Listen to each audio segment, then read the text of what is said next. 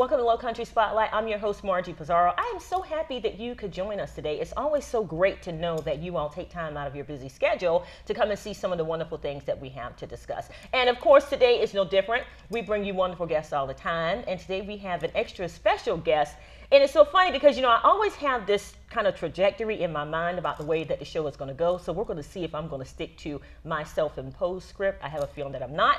But anyway, I have Mary Joseph, who is a State Farm agent in the Tri-County area. She has actually been with State Farm for the past 34 years, but has been an agent servicing the Low Country for the past 19 years. And we're so happy to have her here. So Mary, welcome to Low Country Spotlight. Thank you. Thank you for having me. I'm so happy that you could be here with us today. Now, you can talk about State Farm. You know, we're in a group together called The Links. There are tons of ways that we can actually take this conversation. But I'll start with State Farm and going from being an employee to an entrepreneur. Tell me about how that whole thing started for you. Again, I had to build my confidence, and I had definite mentors who encouraged me along the way. But for me, the opportunity came as a result of helping other agents learn more about the products and services, particularly the financial services. And as I would make sure they understood, they were like, you have a better handle on this than I do. You need to be out here doing what we're doing. So I took the plunge, and I'm glad I did, because I get a chance to help lots of people. Wow, and it seems that and what I get from you is that you have such a commitment to service. Absolutely. And helping others. And I know that you have that, of course, in your practice as well as in the groups that we're in. So, but you went from just helping other agents to come up with ways to boost their confidence and boost their clientele to now going out, stepping out on faith and becoming, you know, self-employed as your own agent, as an entrepreneur. And it's definitely been a growth and a development process. I would take nothing for my journey. And it certainly has allowed me to be on the front line of the needs of the customers in the community, and also to make a significant impact on giving back to my community and being of service to our community.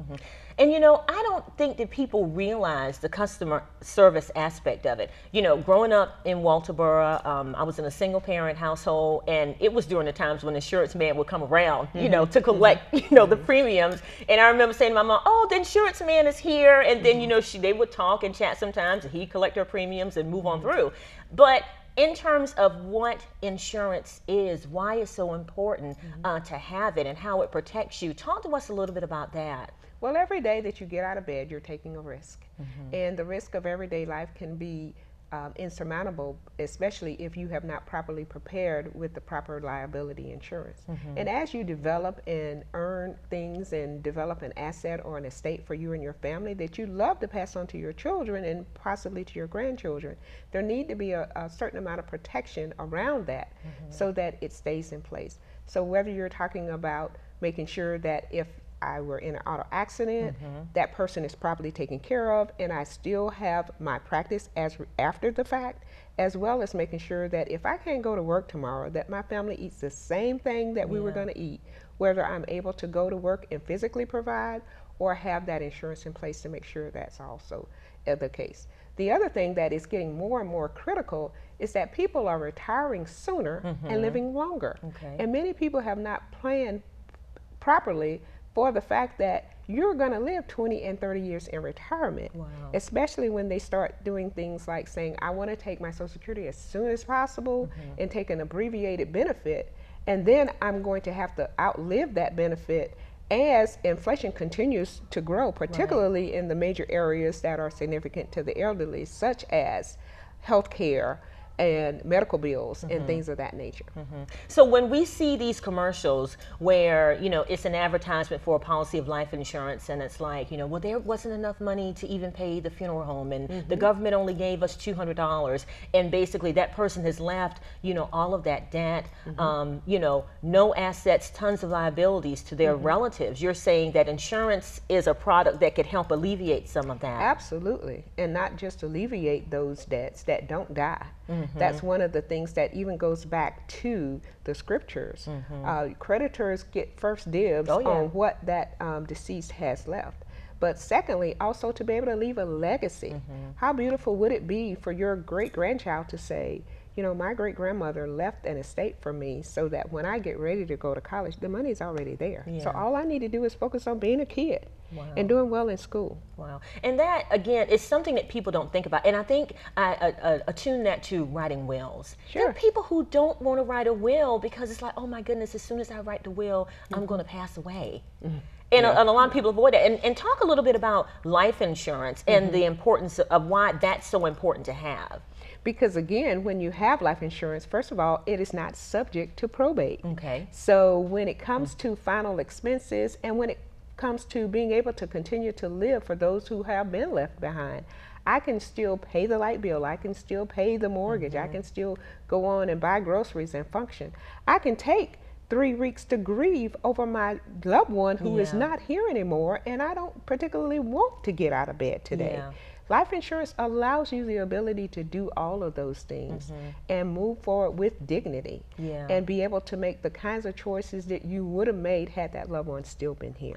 And the last thing I want to talk about that is because people, they don't want to spend, you know, $100 a month, you know, $50 a month on that premium, but they don't understand how making that initial investment is going to help them so much in the long run.